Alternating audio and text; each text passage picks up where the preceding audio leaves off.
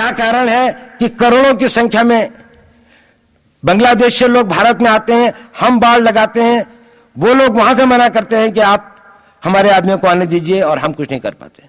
और भारत में 2 करोड़ नागरिक रहते हैं, हम हर एयरपोर्ट के ऊपर में इमिग्रेशन की चेक पोस्ट लगाते हैं कि कहीं पर कोई एक आदमी बिना पासपोर्ट के या बिना वीजा के भारत में प्रवेश न कर जाए। यहां पर लाखों की संख्या में, करोड़ों की संख्या में लोग आते हैं। सुप्रीम कोर्ट भी ये वो करता है कि जिन लोगों ने, जो इसके लिए जिम्मेदार हैं, उन्होंने जो काम किया है वो भारत के ऊपर आक्रमण के बराबर काम किया है। और वही सरकार उस सुप्रीम कोर्ट के 25 जुलाई 2005 के निर्णय के 3 दिन के अंदर में एक नया अध्यादेश जारी करके उन सारे के सारे कानूनों को फॉरेनर्स एक्ट के अंदर में इनकॉर्पोरेट कर लेती है, क्योंकि जो वो IMDT एक्ट था उसको सुप्रीम कोर्ट ने नल एंड वॉइड कर दिया। ये सब बातें हमें सोचने और समझने की आवश्यकता है। एक कारण, मैं ज्यादा चीजों में नहीं जाना चाहता, इतना समय भी नहीं होगा,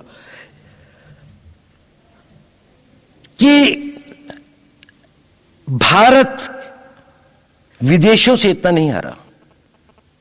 अंग्रेजों ने भारत के खिलाफ कोई लड़ाई ऐसी नहीं जीती जिसमें कि अंग्रेजों की फौज में भारतीय सिपाही नहीं थे। चाहे वह पहले बंगाल नेटिव आर्मी थी, 1857 के अंदर में सिखों और गुरखास ने उनका साथ दिया। जब सिखों से लड़ाई हो रही थी तो बाकी लोगों ने उनका साथ दिया। हमेशा नेटिव आर्मी उनके साथ थी। जब जब आक्रमण वेस्ट से हुआ, चाहे वो पार्थियंस थे, चाहे हून थे, चाहे मंगोल आए, बाद में मुगल आए, तो लश्कर कहां बने? वो तो थोड़े से लोग आए थे। लश्कर बने काबुल में, जिस वक्त तो इस्लामाइज भी नहीं हुआ था, लाहौर में, सरहंद में। हिंदुस्तानियों को हराया है तो हमेशा हिंदुस्तान के लोगों ने साथ नहीं दिया देश का। और दर्द है तो केवल इसी बात का। भारत के इतिहास में अगर दर्द केवल इस बात का नहीं है कि विदेशियों ने हमारे साथ क्या किया, उनका तो हम मुकाबला कर लेते। दुख इस बात का था कि हमारे सभी लोगों ने साथ नहीं निभाया और साथ नहीं दिया। और इसकी फीलिंग आज भी मुझे इस देश में होती है। और भारत को आंतरिक या बाह्य शक्तियों से जो सबसे बड़ा खतरा है, वो खतरा इस बात का है कि हमारे अपने लोग ही कहीं राष्ट्र की सुरक्षा, राष्ट्र की अस्मिता, राष्ट्र के गौरव का सौदा न कर बैठे, अपने आज के सुख के लिए अपने भविष्य को अंधकारमय न कर दें। और इसके लिए जो जागरूकता चाहिए, इसके लिए जो ताकत पैदा करनी है, वो ताकत केवल समाज के अंदर भी पैदा की जा सकती है। उसको केवल आप लोग कर सकते हैं। वो केवल आज की युवा शक्ति ही कर सकती है।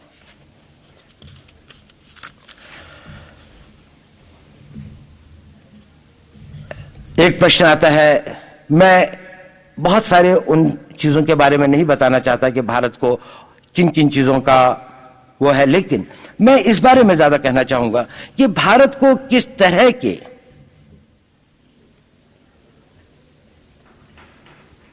संकटों का सामना करने के लिए तैयारी करना आवश्यक है। ये इसके लिए कि जब जब हम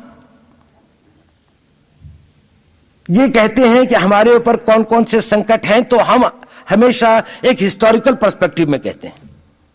यानी जो हुआ उसके आधार, बंबई हुआ तो हम कहते हैं आतंकवाद एक खतरा है, वो तो हो गया, छोड़िए उसको, वो तो पीछे है, आगे की बात करें। कल जो हुआ था वो तो हो गया, आने वाले कल के बारे में बात करें। हमें किस चीज के लिए तैयारी करनी है, ये एक मेंटल एटीट्यूड है जो मैं चाहता हूं आप सब बच्चे अपने हृदय में रखें।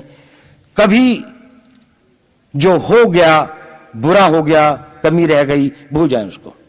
उससे जो सबक लिया केवल उसको याद रखें, कल की तैयारी करें। आज की परीक्षा अच्छी नहीं हुई, खत्म हो गया, वो वक्त निकल गया। कल की परीक्षा क्या होगी उसकी तैयारी करें। यह आवश्यक नहीं है कि कल की परीक्षा वही हो जो पिछली परीक्षा थी, जिसमें आप इतना अच्छा नहीं कर पाए।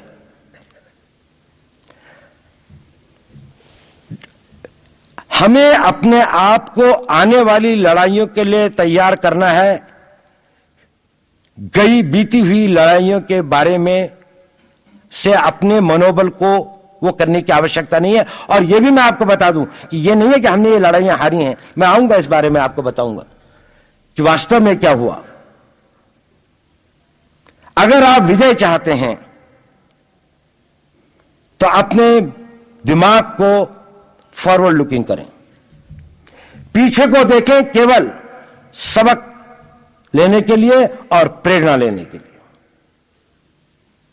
तो जो आने वाले वो हैं, उनमें एक बात यह है कि अब राष्ट्र जो हमारे कन्वेंशनल वॉरफेयर हैं,